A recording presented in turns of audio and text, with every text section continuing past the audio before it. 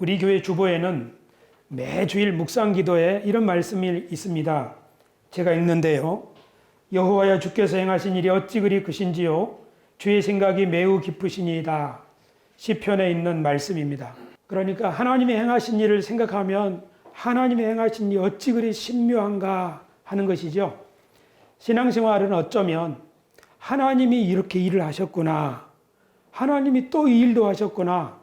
하나님이 하신 일을 발견해가는 과정이라고 볼 수 있습니다. 신앙이 살아있는 사람은 항상 하나님이 하신 일을 발견하는 거죠. 신앙이 잠들어 있을 때는 나와 하나님 함께 계시는 것도 잊어버리고 사는 거지요. 하나님이 우리 삶 가운데 일하고 계시지만 우리가 그것을 모를 수 있습니다. 세상에 하나님은 우리 삶 가운데만 일하는 게 아니죠. 하나님은 모든 우주 만물을 지금도 주관하고 계시지요. 그래서 바쁘게 살고 있지만 시간을 내어서 하나님이 하신 일을 생각해보고 또 그것을 찬양하는 시간을 갖는다면 우리 현대인들에게 있는 마음의 스트레스나 질병이 상당 부분 해소되리라고 믿습니다. 오늘 이렇게 교회 와서 예배드리는 시간은 잠깐 스톱하고 하나님이 하신 일을 생각하는 날입니다. 그 중에서도 하나님의 말씀을 읽으면서 하나님이 하신 일을 생각하는 것, 그것은 참 의미 있는 일이라고 하겠습니다. 저는 지금 누가복음으로 설교를 하고 있는데 작년 11월 24일 첫 번째 설교하고 오늘 그 마지막 37번째 시간입니다. 예수님의 부활에 대한 이야기입니다. 마태, 마가, 누가, 요한 사복음서에는 예수님의 부활 얘기가 다 공통적으로 기록되어 있습니다. 오늘 우리가 읽었지요. 핵심은 뭡니까? 예수님이 동굴로 된 무덤에 장사되셨는데 그 다음 날, 그러니까 안식일 다음 날 여자들이 향품을 챙겨가지고 새벽에 예수님이 계시는 시신이 안치되어 있는 무덤에 갔지요. 그 전날이 안식일이고 그 전전날 예수님을 장례 지낼 때 안식일이 다가오고 있기 때문에 너무 급하게 서두르는 바람에 제대로 예수님의 시신에 향품을 발라드리지 못했거든요. 그래서 이 여인들이 무덤에 일찍 갔습니다. 그런데 웬일입니까? 그 동굴을 가리고 있던 큰 돌이 굴려가고 그 안에 예수님의 시신이 없는 거지요. 사랑하는 이의 시신이 사라졌을 때 이 여인들의 놀라움이 얼마나 컸겠습니까? 그런데 바로 그때 천사 두 사람이 여인들에게 두려워하지 마라. 예수님이 말씀하신 대로 살아나셨다. 봐라. 그렇게 말하자 여인들은 깜짝 놀라고 한편으로는 너무너무 기뻐서 그 길로 사도들이 있는 곳으로 다름질에 가서 예수님이 다시 살아나셨답니다. 동굴에 시신이 없어요. 천사들이 말했어요. 아마 이 여인들은 조리 있게 말한 것이 아니라 매우 흥분해서 얘기했겠지요. 예수님의 제자들은 그 여인들이 지금 정신이 나갔는가, 왜 허탄한 말, 헛소리를 하는가 싶어가지고 믿지 않았습니다. 그런데 그 중에 베드로와 요한은 한번 확인해 봐야겠다고 무덤까지 뛰어갔고 과연 가보니 무덤에 시신이 없었습니다. 하지만 그렇다고 여자들의 말을 믿을 수도 없었습니다. 그렇게 해서 예수님이 부활하신 다음에 예수님의 제자 공동체는 어떤 사람은 실망해서 고향으로 가고 어떤 사람들은 예루살렘에 그냥 머물러 있기도 했습니다. 그런데 예수님께서는 실망한 제자들에게 나타나서 봐라. 내가 말한 대로 다시 살아났다. 또 방에 모인 제자들에게 나타나서 봐라. 나는 유령이 아니다. 하고 제자들에게 예수님이 살아난 것을, 부활하신 것을 직접 만져보기도 하시고 그들에게 확신을 주셨습니다. 제자들은 예수님이 확실히 다시 살아나셨구나 하는 것을 깨닫고 예수님이 말씀하신 대로 이루어졌구나. 그래서 예수님의 분부를 받고 이 예수님의 복음을 땅끝까지 전파해야 되겠다.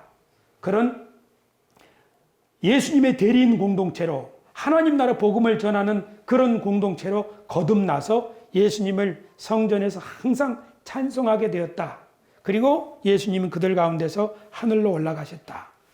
여기가 예수님의 부활에 담겨 있는 복음서의 이야기입니다.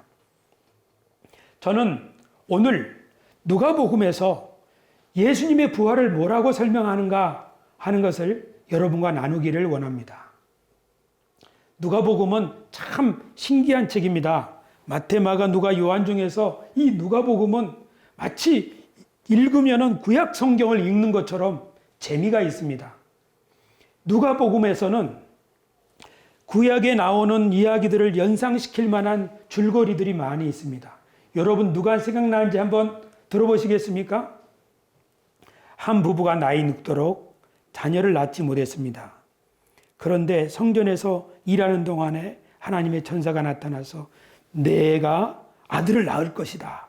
이름을 요한이라고 하라. 그러니까 이 남자가 어떻게 그런 일이 있을 수 있나요? 하고 믿지를 못했습니다. 그런데 10달 후에 그 부인, 이 남자의 부인 엘리사벳에게부터 아이가 태어났고 그가 세례 요한입니다. 여러분 이 세례 요한의 탄생 이야기를 들으면은 구약 성경에 어떤 사람의 탄생이 생각이 나지요? 누구요? 아니 구약 성경에. 구약 성경에도 한 사람이 아이를 낳지 못해서 큰 갈등이 있었죠. 하나님의 성전에 가서 매우 기도했죠. 그렇지요. 사무엘이죠. 사무엘의 어머니 한나. 그리고 그 사무엘을 낳아서 하나님께 바치지 않습니까? 사가랴와 엘리사벳의 아들 세례 요한이 젖을 뗀 이후에 하나님께 바쳐져서 광야에서 복음을 준비하다가 마침내 예수 그리스도를 소개하지 않습니까? 이처럼 누가복음에는 구약 성경의 이야기들이 다시 한번 반복되는 것처럼 보입니다. 그래서 저는 누가복음을 읽으면서 누가는 예수님의 부활 이야기를 우리들에게 전하면서 우리들에게 무슨 이야기를 하려는 걸까? 이것에 초점을 맞추고 성경을 보았습니다. 하나님이 새로운 일을 하려고 하실 때 성경에서 그 하나님이 새로운 일을 하려고 하실 때 어떻게 그 일이 이루어지는지에 대한 기록의 방식이 있습니다. 성경은 항상 이런 식으로 기록합니다. 하나님이 어떤 새로운 일을 하려고 하실 때는 사람을 불러서 그에게 내가 이런 일을 하려고 한다 하고 보여주는 거죠. 그러면 100% 사람은 아이고 그런 일이 어떻게 일어납니까? 하고 사람은 못 믿습니다. 그러면 하나님이 그 사람에게 아니야 된다니까 하면서 그 사람을 설득시키십니다. 그렇죠. 우리 믿음의 조상 아브라함 보십시오. 아브라함과 사라에게 하나님이 너희 부부가 내년 이맘때 아들을 갖게 될 것이다 하니까 아브라함이 못 믿지 않습니까? 아브라함의 부인 사라는 그것이 너무 어이없어서 자기 천막에서 웃어버렸잖아요. 아브라함이 스스로 말하기를 내 몸은 죽은 것 같고 내 부인도 이미 아이 낳을 능력을 상실했는데 어떻게 그런 일이 있을 수 있습니까? 그러나 하나님은 그 아브라함과 사라 부부에게 실제로 아들을 주셔서 그들 부부가 하나님이 말씀하신 일이 사실이라고 하는 것을 확신할 수 있게 해주셨습니다. 하나님은 항상 이런 식으로 일하십니다. 애굽에 있는 백성을 구원하시기 위하여 모세를 부르셨을 때 모세가 주저하지 않습니까? 아이고 저는 못합니다. 그때 하나님은 모세를 설득하시지요. 표적도 보여주시고 기적도 보여주시고 그래서 모세가 그러면 하나님의 뜻에 동참하겠습니다. 아까 말씀드린 세례 요한을 낳게 될 사가랴와 엘리사벳 부부도 제사장이지만 하나님의 말씀을 처음 들을 때 못 믿지요. 특별히 사가랴라고 하는 이 제사장은 하나님의 말씀을 믿지 못해서 10달 동안이나 말을 못하게 되고 속으로 생각만 하는 거지요. 하나님이 무슨 새로운 일을 하시려고 이렇게 하실까? 그런데 세례 요한이 태어났고 그가 자라나서 예수 그리스도를 소개하지 않습니까? 이처럼 하나님이 새로운 일을 하시려고 할 때는 사람에게 나타내 보여주시는데 마리아와 요셉에게도 그 처음 말씀하실 때 마리아와 요셉이 믿지 못했지요. 왜냐하면 그들은 아직 결혼하지 않았기 때문이죠. 결혼하지 않는 여인에게 아이가 생길 거라고 하는데 어떻게 믿겠어요? 하지만 하나님은 마리아와 요셉에게 확신을 심어주셨습니다. 그들을 그냥 시키지 아니하시고 꿈을 통해서 천사를 통해서 그리고 여러 징조들을 통해서 그들이 하나님의 뜻에 동참할 수 있게 하셨습니다. 교우 여러분, 우리가 믿는 하나님은 바로 이런 분입니다. 할렐루야. 너희는 이렇게 하라고 명령하시고 그냥 밀어붙이시는 분이 아니라 우리가 하나님의 뜻을 이해하고 하나님의 뜻이 반드시 이루어진다는 것을 확신할 수 있게 하시는 분이라는 사실을 믿으시기를 축원합니다. 오늘 우리가 읽은 누가복음 24장에서도 하나님께서 새로운 일을 행하십니다. 그 하나님이 하시는 새로운 일은 안식 후 첫날 이루어지는 일입니다. 안식일이라고 하는 게 뭡니까? 안식일은 하나님이 엿새 동안 세상을 창조하시고 일곱째 되는 날 쉬신 날이 안식일이죠. 근데 안식 후 첫날 하나님이 새로운 일을 하시는데 그것이 바로 생명을 살리는 일입니다. 하나님이 하시는 일은 창조 활동이라고 말할 수 있습니다. 누가가 기록하는 예수님의 부활 이야기에는 안식 후 첫날 주님이 무언가 새로운 일을 하시는데요. 그것은 생명을 살리는 일입니다. 하나님이 하시는 일은 항상 생명을 살리는 일을 하십니다. 아니, 생명을 공급하는 일을 하는 거죠. 아브라함과 사라의 몸, 그 속에 하나님이 생명을 주시니까 이삭이 태어났습니다. 이스라엘 백성들이 애굽에서 종살이할 때 그것은 살았다 하지만 실제로는 죽은 삶과 같습니다. 그런데 하나님이 모세를 통하여 하나님의 숨을 불어넣으셔서 이스라엘 백성들을 살리는 일을 하셨는데 그것이 바로 내 백성 이스라엘을 새로 창조하였다. 그렇게 하나님은 성경을 통해서 말씀하고 계시는 거죠. 마찬가지로 안식 후 첫날 동굴 무덤에 싸늘하게 식어있는 예수님의 시신에 하나님이 생명의 숨결을 확 불어넣으셔서 예수님을 다시 살리셨습니다. 할렐루야. 그리고 그 예수님의 부활 소식, 하나님이 지금 예수님을 다시 살리심으로 새로운 일을 하시려는데 그 소식을 천사를 통해서 여인들에게 전해 주었는데 여인들은 그 말을 믿을 수가 없었고 제자들도 확실히 믿을 수가 없었습니다. 하나님의 뜻은 저 하늘처럼 높아서 때때로 우리 사람들이 헤아리기 어려운 측면이 있습니다. 하지만 아브라함도 그랬고 모세도 그랬고 모든 믿음의 사람들이 하나님이 하시는 일을 처음 들었을 때는 반신반의 믿지 못했다는 사실을 기억하시길 바랍니다. 하지만 하나님은 그런 사람들을 내버려 두지 아니하시고 계속 설득하시죠. 그리고 증거를 보여주시죠. 그리고 가르쳐 주시죠. 그래서 어떻게 합니까?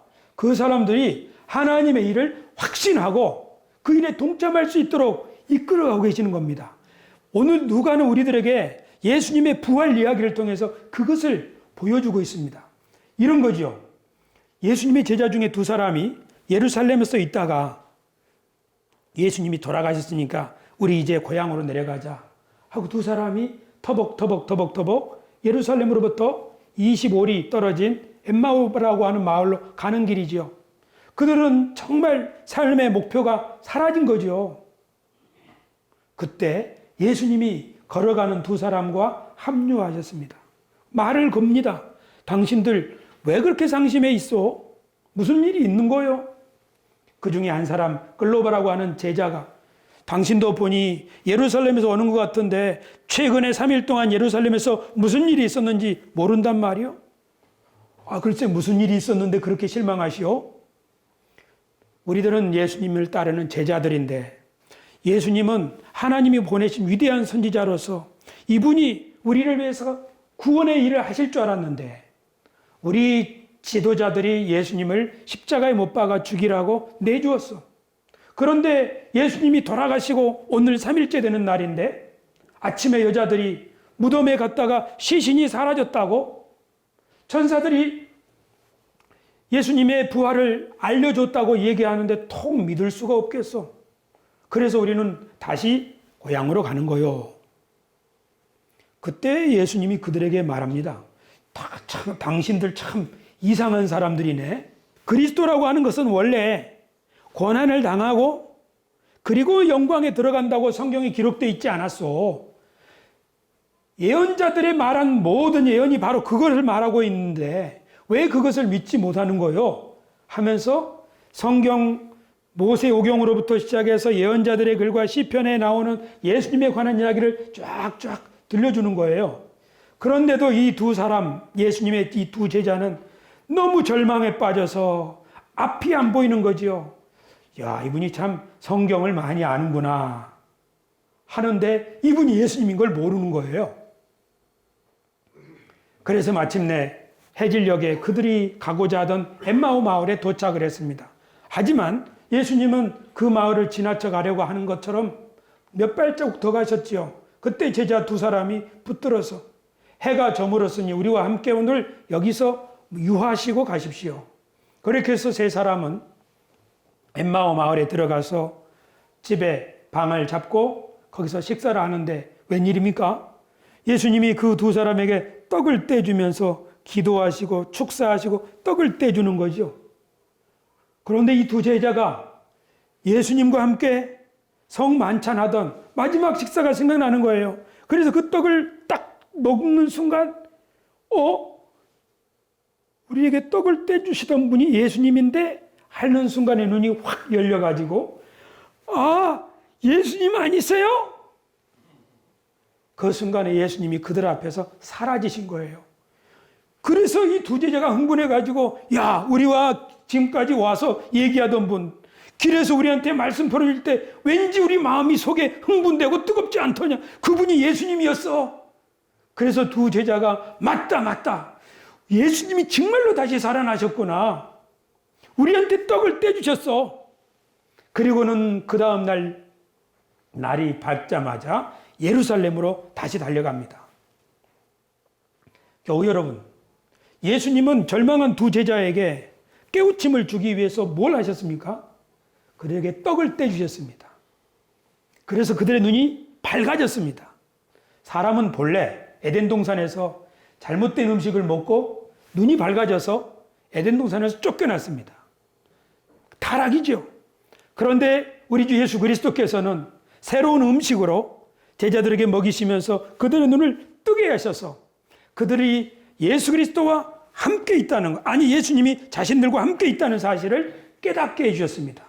그리고 성경 말씀을 풀어서 설명해 주시면서 그들 마음에 맞다, 예수님은 그리스도로서 고난을 당하신 다음에 부활하는 게 성경에 이미 기록되어 있구나, 예수님이 정말 부활하신 게 맞다 하고 확신할 수 있게 해주셨습니다. 이것은 대단히 중요합니다. 교회는 그러므로 성찬식을 하면서 예수님의 떡을 떼면서 예수님이 우리와 함께 계시는구나, 또 이 사도들의 가르침, 성경 말씀을 가르침을 통해서 교회는 그래 맞아, 우리를 하나님이 부르셔서 하나님 일에 동참하게 하시는구나 하고 확신을 가지게 되었습니다. 우리 새수만 교회가 힘써야 될 4가지 그 일이 바로 저기 있죠. 우리 교회가 초대교회를 본받아 힘써야 될 4가지 일, 말씀, 교제, 성찬, 기도. 그 중에 가장 중요한 것이 말씀과 성찬입니다.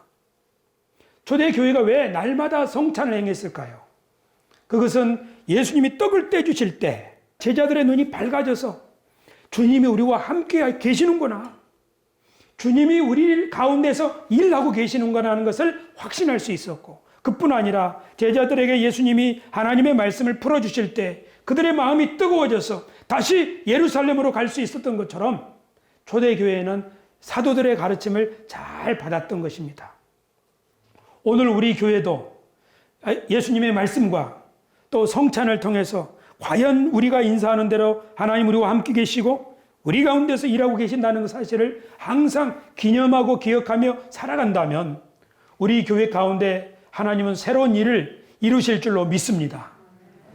그래서 지금 코로나 상황에서 성찬식을 갖지 못하는 것은 참 안타까운 일이라고 하겠습니다.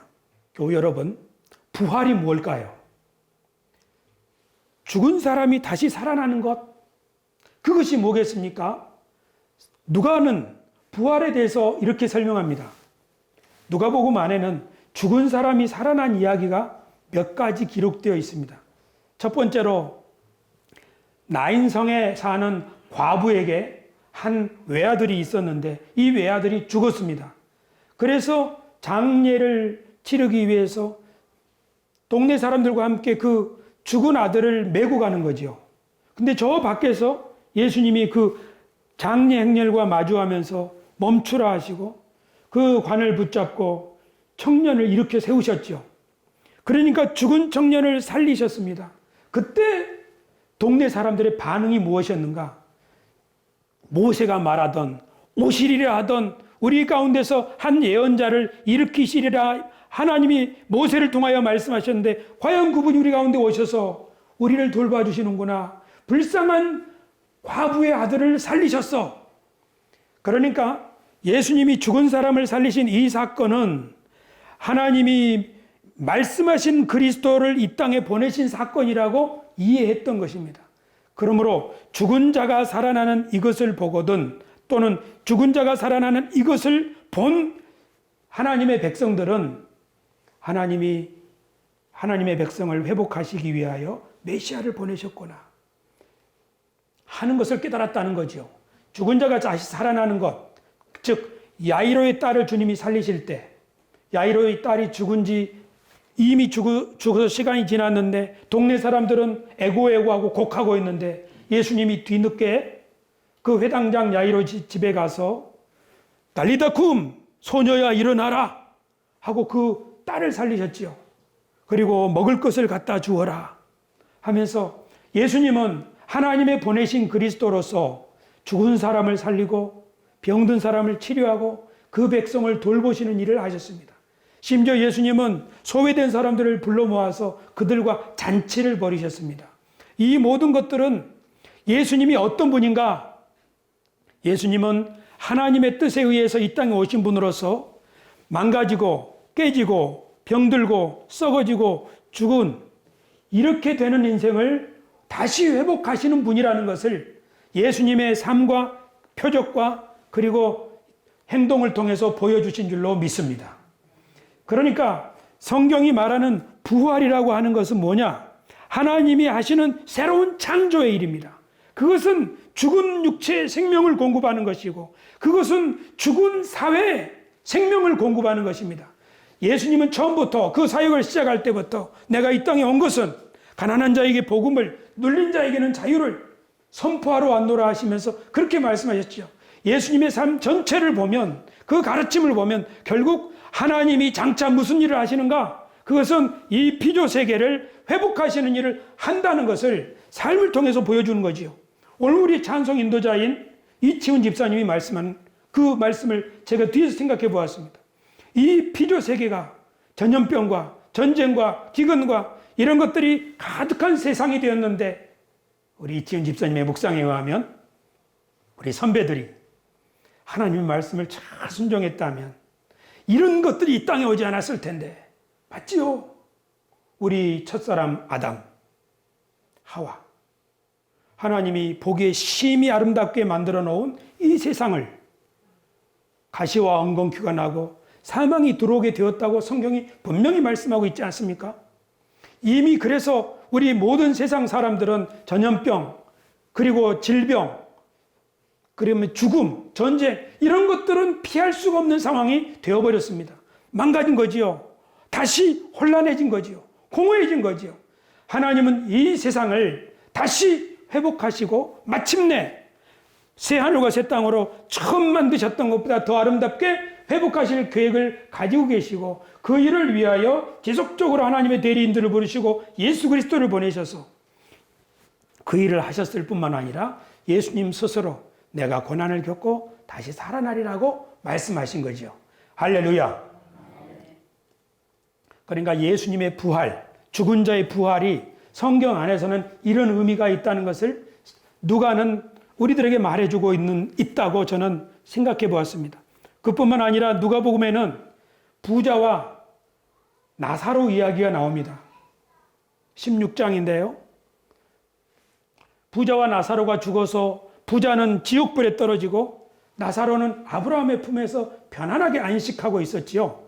그때 부자가 요청하기를 아버지 아브라함이여 나사로를 다시 살려서 세상에 보내서 뭔 말입니까? 부활시켜서 이 땅에 있는 내 5 형제들에게 이 지옥 불구덩에 오지 않게 해주십시오 라고 부탁을 할 때 아브라함이 뭐라고 말합니까?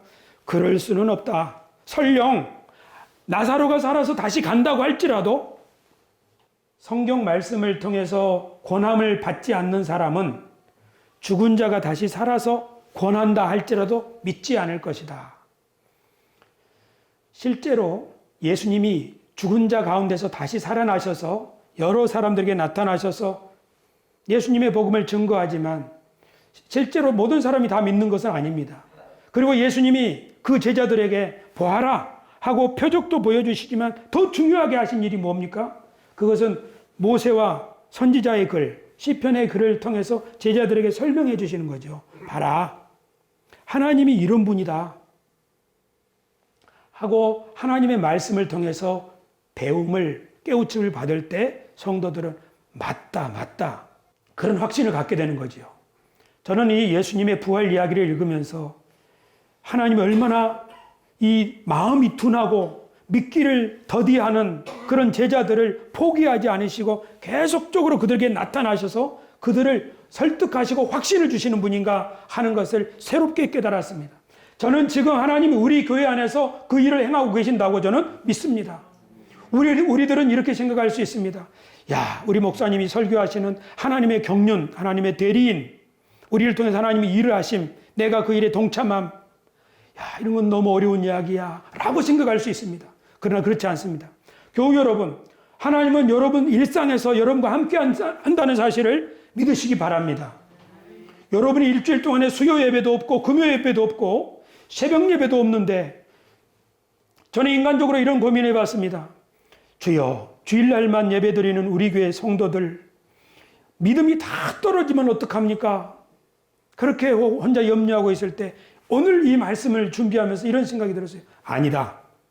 너 일주일 동안에 주일 한 번 교회 간다고 해서 너 믿음이 떨어지느냐? 너는 하나님을 잊느냐? 너는 교회를 잊느냐? 그렇지 않다. 너 안에서 내가 일하고 있는 것처럼 너희 교회 성도들 안에서 내가 일하고 있다는 사실을 주님이 깨닫게 해주셨습니다. 교우 여러분, 하나님은 여러분 안에서 일하고 계시다는 사실을 믿으시기 바랍니다. 내 믿음이 다른 사람의 믿음보다 작아 보인다고 생각하는 것은 자기의 착각입니다. 그러나 그렇지 않습니다. 하나님 우리 모든 사람 가운데 지금 일하고 계십니다. 우리 이덕순 집사님이 저하고 공부할 때 기도를 제가 시켰더니 기도를 하시더라고요. 기도는 업그레이드 되고 있는데 다 끝나고 나서 이렇게 말씀하셔요. 목사님, 저는 언제 우리 권사님들처럼 그렇게 기도를 잘할 수 있을까요? 그래서 제가 말씀드렸죠. 정원에는 온갖 종류의 꽃이 있는데 그 꽃은 다 독특한 아름다움이 있습니다. 집사님의 기도는 지금 있는 그 기도 그대로 훌륭한 기도입니다. 우리 안에서 하나님이 일하고 계신다는 사실을 믿으시기 바랍니다. 그뿐만 아니라 우리를 하나님이 뭔가로 이렇게 이끌어가고 계십니다. 마치 실망한 제자들, 절망에 있는 제자들 공동체에 예수님이 나타나셔서 너희 생선이 있느냐? 좀 다오. 그래서 그 생선 토막을 주니 예수님이 드시면서 제자들에게 확신을 주지 않습니까? 무슨 확신을 줍니까? 말씀한 대로 하나님의 예언자들은, 하나님의 그리스도는, 무릇 하나님이 하시는 일은 이 세상에서 생명을 살리는 일인데 그 일을 하려고 할 때마다 그 하나님의 부르심을 받은 사람들이 세상의 빛으로 드러나고 등불이 되려고 할 때마다 반드시 고난을 겪게 되는 것이다. 새로운 시대를 열려고 하는 지도자들이 새로운 등불을 켜려고 할 때 고난을 통과하지 않는 사람이 있겠느냐? 다윗을 보아라. 하나님의 마음이 아픈 사람 다윗이 시편 22편에 기록하기를 여호와여 나의 하나님 어쩌여 나를 버리셨나이까? 어쩌여 멀리 계시면서 내 기도에 응답하지 아니하시나이까? 다윗이 그렇게 고백했습니다. 이사야는 말하기를 그는 도살장으로 끌려가는 양처럼 고난을 당하였고 우리의 죄를 담당하셨다고. 하나님의 일꾼이, 하나님의 그리스도가 고난을 반드시 통과하게 될 것을 말씀하고 있습니다. 이스라엘 백성의 지도자 모세는 자기 백성들 원망하고 불평하는 백성들을 통해서 참 고통을 겪었습니다. 하지만 그런 모세도 나와 같은 예언자 한 사람을 이렇게 세워주실 것이다. 그렇게 해서 예수 그리스도가, 하나님이 보내실 그리스도는 고난을 통해서 하나님의 영광에 들어가게 되고, 그 예수 그리스도가 하신 일이 옳다는 것을, 예수 그리스도께서 이 세상에 생명을 주시는 하나님의 일에 보내심을 받았을 뿐만 아니라 예수 그리스도를 통하여 세워지는 교회 공동체가 바로 예수님과 함께 그런 고난을 겪고 그 고난을 통해서 마침내 하나님의 뜻에 동참하게 된다는 것을 이해하게 된 것이지요. 그러니까 처음에 제자들은 하나님의 그리스도가 고난을 받고 죽는다는 것을 이해하지 못했습니다. 그러니까 부활도 믿지 못했지요. 그러나 부활하신 예수님이 제자들에게 부활을 확실히 부활하신 몸을 보여주실 뿐 아니라 그들에게 원래 하나님의 뜻은 이렇게 이루어지는 거다.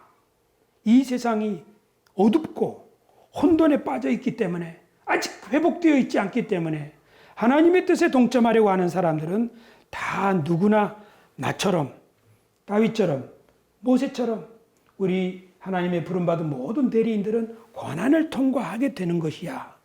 하지만 하나님이 다시 죽은 자 가운데서 영광으로 살리시는 것처럼 너희들도 그렇게 될 것이야.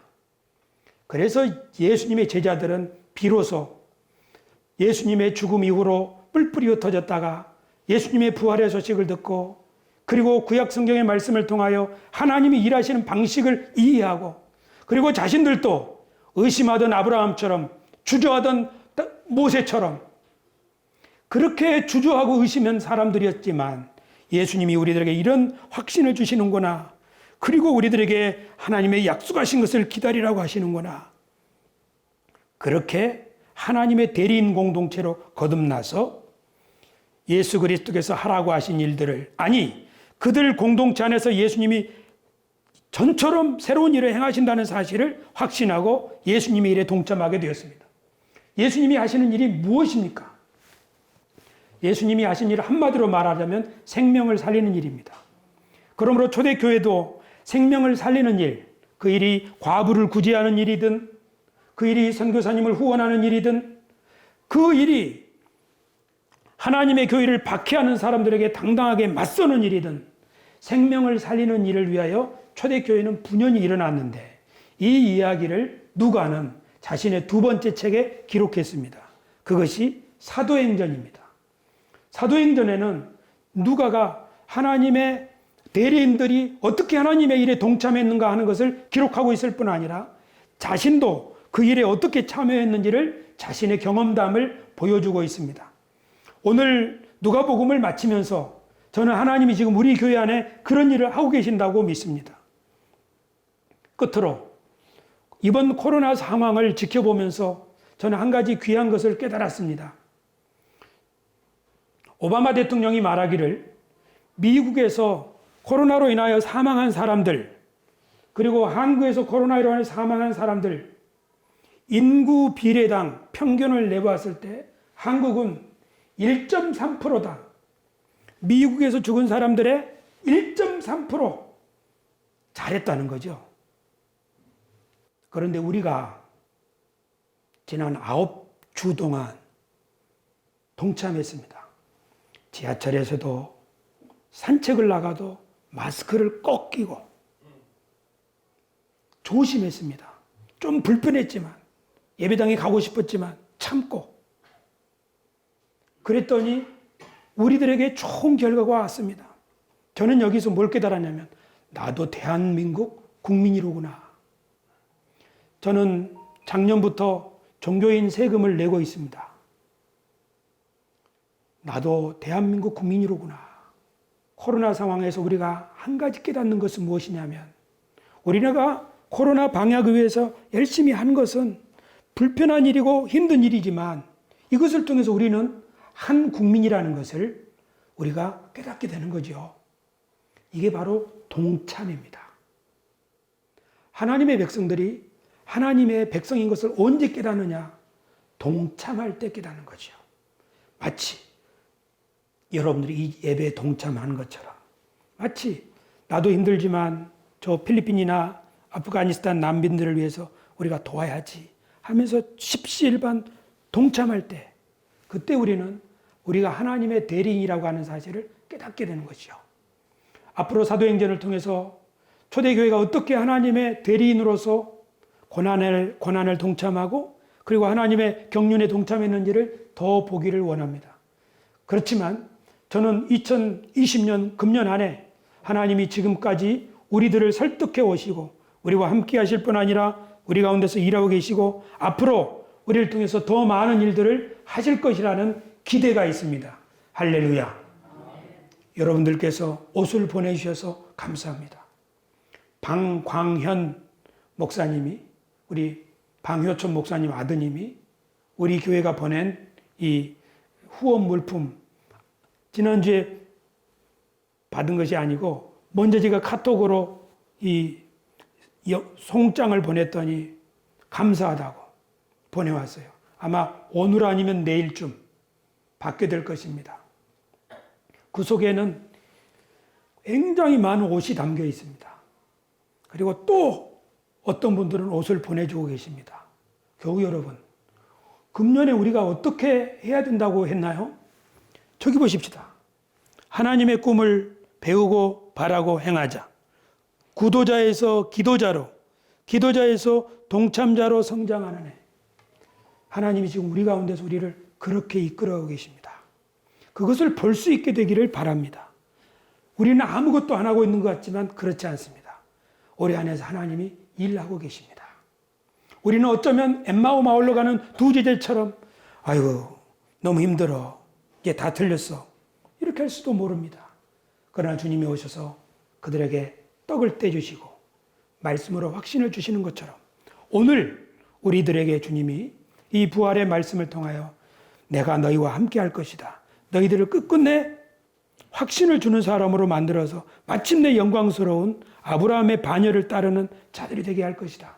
저는 그렇게 주님이 우리를 설득하시고 이끌어가고 계신다고 믿습니다. 그러므로 우리 모두 이런 특별한 상황이긴 하지만 이 가운데서 우리의 믿음을 잘 붙들고 우리 예배당에서뿐 아니라 우리 삶 속에서 그래 하나님이 나와 함께 하시고 나를 통해서 일하실 거야. 나도 예수님 일에 동참하자. 거창한 일이 아니라 항상 진실하고 서로 사랑하고 따뜻하게 더불어 좋은 세상을 만들기 위해서 최선을 다한다면 거기에 조금이라도 동참한다면 그것이 바로 우리 가운데서 주님이 우리를 통해서 일하신다는 사실을 믿고 그 믿음으로 행하는 우리 모두가 되기를 축원합니다. 그때 하나님은 다윗의 작은 죄악들을 통하여 골리앗을 넘어뜨리는 위대한 역사를 이루실 줄로 믿습니다.